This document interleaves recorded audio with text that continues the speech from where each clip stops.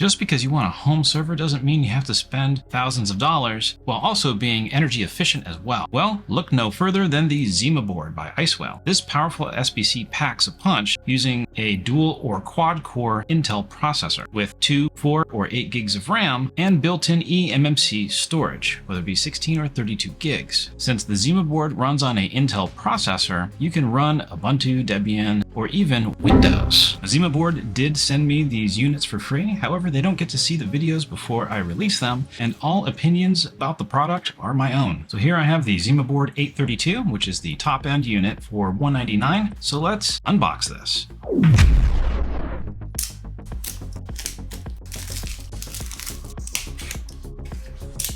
So we got a box in a box. Octothorpe single board server. So here is the user manual. And here is the board. And then we've got the SATA cable. Fresh electronics, love it. So here is the board.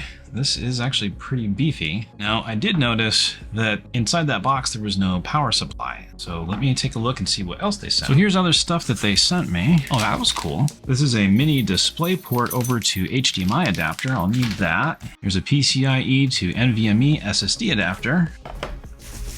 Looks like a network adapter. There's another SATA Y cable. And here's a 2.5-inch hard drive disk stand.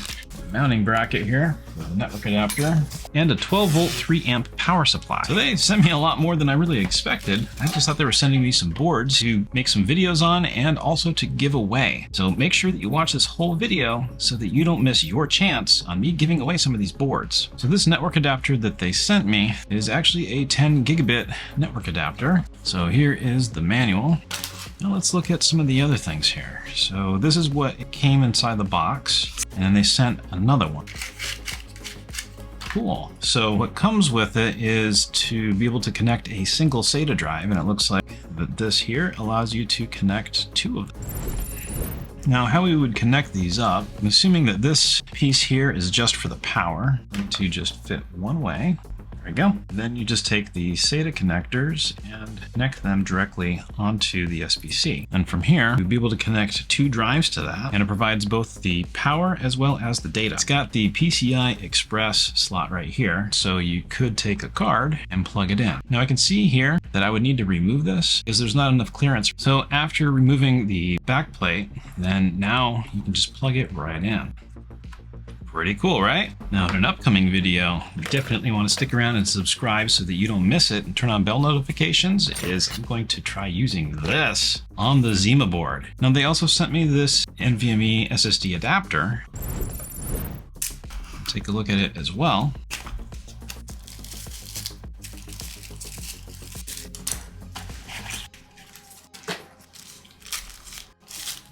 It includes a SATA cable. So the one on the right is NVMe, and the one on the left is NGFF. That would be just a standard M.2 SATA SSD.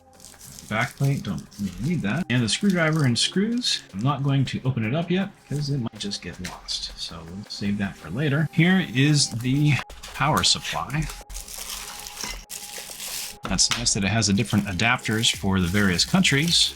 So if I ever did travel out of the United States, I could just swap this out for one of these. And I found another box, which is a 5-port PCIe SATA adapter to PCI Express 1X to 5 SATAs. We've got 2 SATA cables, backplate, and also this card here. So it's got the 4 SATA ports right here and a 5th one right over here. And this is just a PCI Express card here that will plug right into the Zima board. Next, I'm going to take the power supply and just connect it right into here, like so. And now I'm going to go plug it in and let's boot it up for the first time. Now we're going to log into Kazaa OS for the very first time.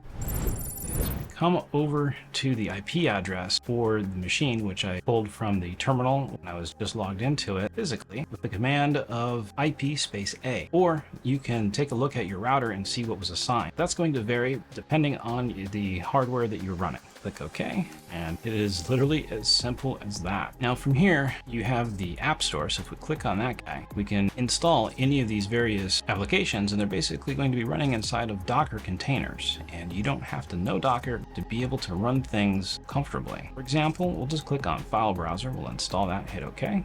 And now here is the file browser. We'll log in. That's just admin as the default. And we can see this folder here was made 89 years ago. No, but seriously, we can browse around just like Windows File Explorer in a way.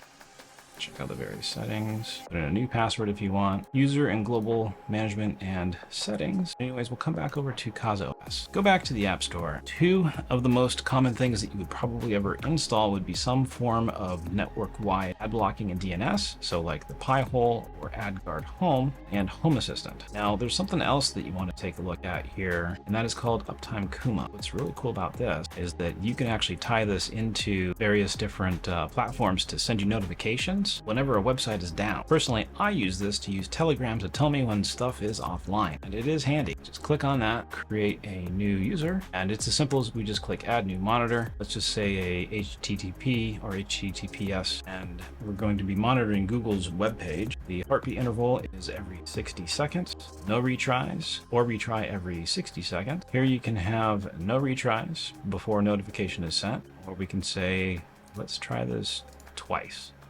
And here's the heartbeat retry interval at 60 seconds. We'll just drop that down to 30. And let's say I want to be notified 10 times if it's completely down, then it will do that.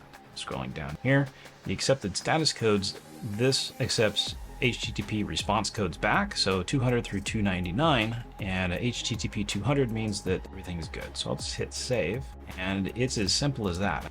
Jumping back over to Kazaa OS, there is quite a bit to choose from on here. You can even run a Plex server. I'm going to go ahead and install that now, but I will continue to do another video on this, on how to build the ultimate Plex server. So make sure that you're subscribed and stay tuned for that one. Now, since I have multiple apps already installed, you can see that the amount of RAM that is being consumed is a little bit more as it's running more containers. You can also see the utilization and performance of the processor itself. It does also give you information about the storage, how much is used, and the total amount that it's used out of. Also the network status. The kilowatt is showing that it is taking up to about 17 watts, which is a bit more than what I expected, but only when it was getting hammered and under full utilization. Now be sure to stay tuned for some upcoming videos, because I'm going to do some amazing and incredible things with this little guy here. So I'm logged into the Kazaa OS here.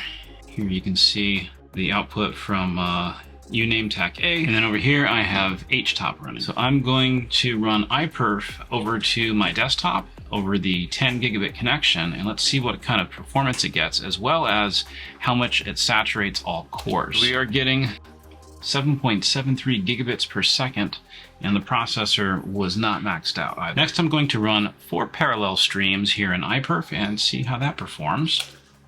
Kick that off, and let's go watch the processor here. And we can see the speeds are roughly about the same. Seem to top out at around 8 gigabits. So who is this for? Well, if you don't want to have a gigantic full-size server in your home because it's too loud or too expensive, then this might be the best option for you. Not only is this affordable, but it comes in multiple different configurations, and because it has a Intel Celeron with integrated graphics, then that allows you to be able to run QuickSync. So if you are running a Plex server, you can transcode your streams using the integrated graphics. That allows it to be energy efficient and affordable. Now, real quick, I'm going to be giving away some of these here.